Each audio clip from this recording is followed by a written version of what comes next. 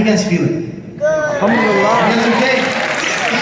Yeah? Can we have some audience participation? Yeah, you guys down for that?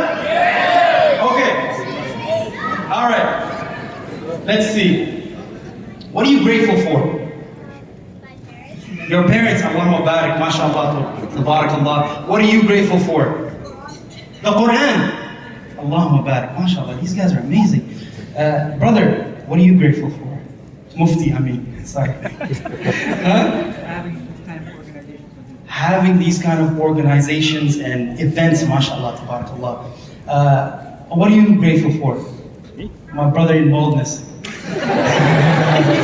Sorry, I'm not a comedian, I'm sorry. To be a Muslim. I'm trying to be funny, but I'm not a comedian, okay? What are you grateful for? To be a Muslim.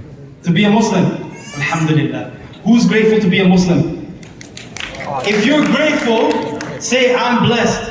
I'm blessed. Say, I'm blessed. I'm blessed. I'm blessed. Praises to the Rabbil Alameen. I'm blessed. I'm blessed. Praises to the Rabbil Alameen. This side. I'm blessed. I'm blessed. Praises to the Rabbil Alameen.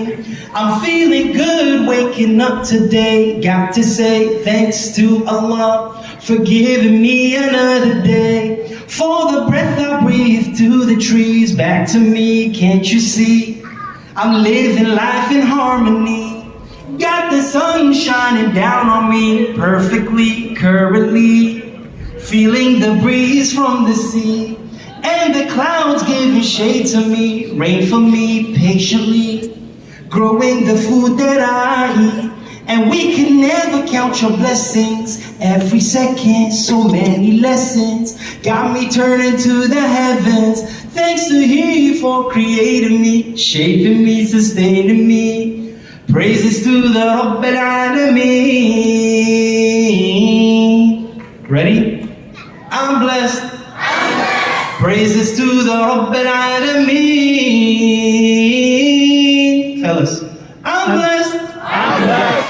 Praises to the Rabbil Alameen. Jazakallahu khairan, guys. My name is Ilyas Mao. You guys can YouTube me, Spotify me, iTunes me, whatever. I'm online. Purchase my album online. I got 2 albums that I released, alhamdulillah. One was in 2017 and one is 2022. Alhamdulillah, I'm grateful for all of you guys and I hope to come back soon, inshallah. Jazakallah khair. Assalamu alaikum wa rahmatullahi wa barakatuh.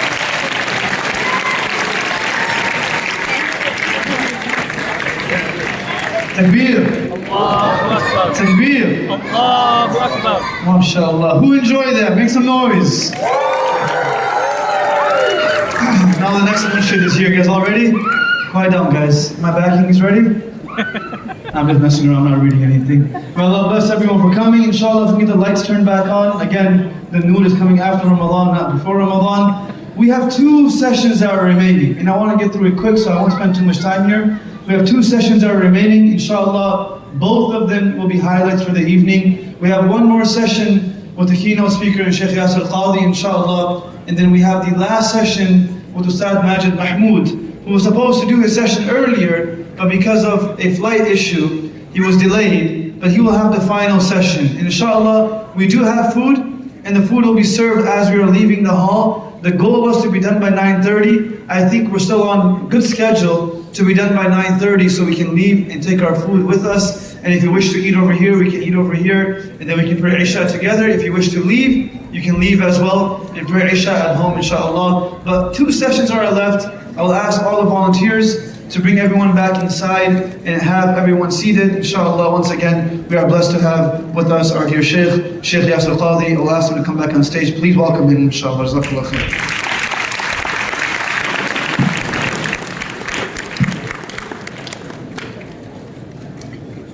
Everyone can quiet down, inshallah. Sheikh won't speak. He's probably, get upset at me. So everyone just calm down, inshallah. Sheikh, we've been traveling together for like 2 weeks now, and together again in a few weeks. So I think he's getting tired of me, and I'm getting closer to him. So this is scary. Allah bless him. Is this working now? You sure? So close this thing. Okay. Assalamu alaikum wa rahmatullahi wa barakatuh. Alhamdulillah. So my lecture today is actually going to be a very brief one, inshallah, a very short one. And between myself and Ustad Majid, there's going to be a great presentation and an important appeal to help our brothers and sisters in Turkey. But before we begin that, I'm actually going to be teaching you a very interesting class that, inshallah, will be of some benefit. It's a very mini class. If you can even pull out something to write on, inshallah, this will benefit you, and you can give it as a short khatira, maybe some, to your community, to your family, and show them a small and yet amazing miracle of the language of the Quran.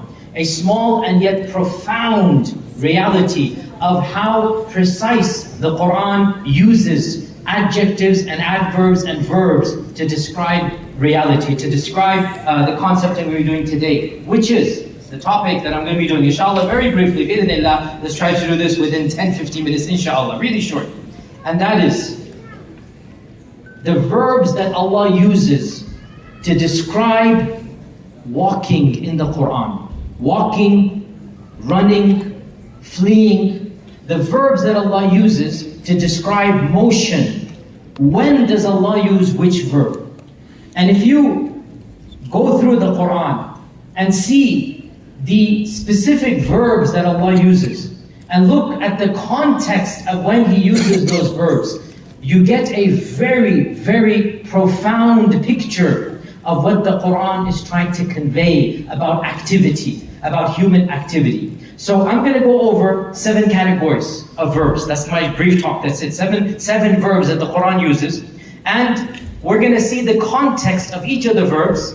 And then inshallah we'll conclude with the clear message of what Allah Azza wa Jal is conveying very subtly. It's not explicit, i.e., never in the Quran does Allah say, hey, here are the 7 verbs, 1, 2, 3, 4, 5, 6, 7. No, but it's psychological. It's so beautiful, it's not possible a human planned this. This is divine. This is Allah subhanahu wa ta'ala giving us a very, very powerful, psychological, subtle message. It's not explicit, but we clearly understand it without even knowing we're understanding it. So, the 7 verbs that Allah uses for motion, for human activity. And I'm going to go from weakest, from slowest to fastest. And you yourselves will see the context, how it changes. When Allah talks about motion slowly versus a little bit faster versus even faster, look at the context that Allah is using to describe. And that will be a powerful lesson to the beauty of the Quran. We can even say this is the i'jaz, the miracle of the Quran. We all believe the Quran is miraculous. Well, this is one facet of its miraculous nature. So, let us begin. The lowest level of walking in Arabic is mashi, masha. And masha means to walk like this. Masha, casual, just you're walking. Yamshi, okay? So, masha, yamshi. When does Allah subhanahu wa ta'ala use this verb in describing and commanding us to walk? In Surah Tabarak, هُوَ الَّذِي جَعَلَ لَكُمُ الْأَرْضَ ذَلُولًا. What's the next word? فَامْشُوا فِي مَنَاكِبِهَا وَكُلُوا مِنْ رِزْقِهِ وَإِلَيْهِ النُّشُورِ. He is the one that has made this earth subjugated to you. The earth, you are in control over it. So, فَامْشُوا فِي مَنَاكِبِهَا. Stroll through this earth. Stroll through the valleys and the mountains. Marvel at the creation of Allah subhanahu wa ta'ala. Eat of the fruits that you find there. So Allah Azza wa Jalla is telling us to stroll through this earth. Wander through this earth. Travel. Allah Azza wa Jalla tells us to travel through this earth and benefit from it. The verb that is used, the lowest level of activity. Famshu. Stroll, go ahead and see what's going on. Absorb the ambience. Don't be that eager. Don't be crazy running after the world. Stroll through the world. Benefit what you see around you. And eat of the plants and trees. And cultivate its crops. No problem. So this is the lowest level, mashi. A higher level from mashi is intashara. To spread through. Diffuse through. It has a bit of a more potent force than mashi. And Allah subhanahu wa ta'ala uses this verb in Surah Al-Jumu'ah. When Allah says, فَإِذَا قُضِيَتِ الصَّلَاةُ فَانْتَشِرُوا فِي الْأَرْضِ وَابْتَغُوا مِنْ فَضْلِ اللَّهِ. Once Salat al-Jumu'ah is finished, then go ahead and spread back to your works. Diffuse through and go back to work. Stop everything for Jumu'ah. Go to pray Jumu'ah. Once you finish Jumu'ah, then yes, so intashara is not jogging or running. Intashara, each person is going where they need to go. And that's what Allah wants. You stop everything for salah. Once salah finishes, you go back to your dunya. You go back calmly. You go back every person where they need to go. This is intashara. You're all literally diffusing through. So again, relatively low level adjective, relatively telling you that, hey, after salah finishes, then khalas, go back to work and make sure you keep yourself busy. By the way, there's an indication here that don't be lazy. Salah and religiosity should not be an excuse for you to not work. Yes, stop working during salah, but after salah, get back to work. So finish the salah, fantashiru. Go back and benefit and go back to work and وَابْتَغُوا مِنْ فَضْلِ اللَّهِ and earn your salary. Literally Allah is telling you, earn your salary. The third level is to travel long distances. And the word here is sayr or seer, and from it we get sirah. To travel long distances, long and arduous journey. It's a long journey, but there's no speed in it. So a seer or a sayr is a long mashi with a purpose. And Allah commands us multiple times, قُلْ سِيرُوا فِي الْأَرْضِ فَانْظُرُوا كَيْفَ كَانَ عَاقِبَةُ الَّذِينَ مِنْ قَبْلِكُمْ. Go and travel long distances in the earth, so that you can benefit from the histories of those before you. So Allah wants us to put in effort and time, but not run and jog.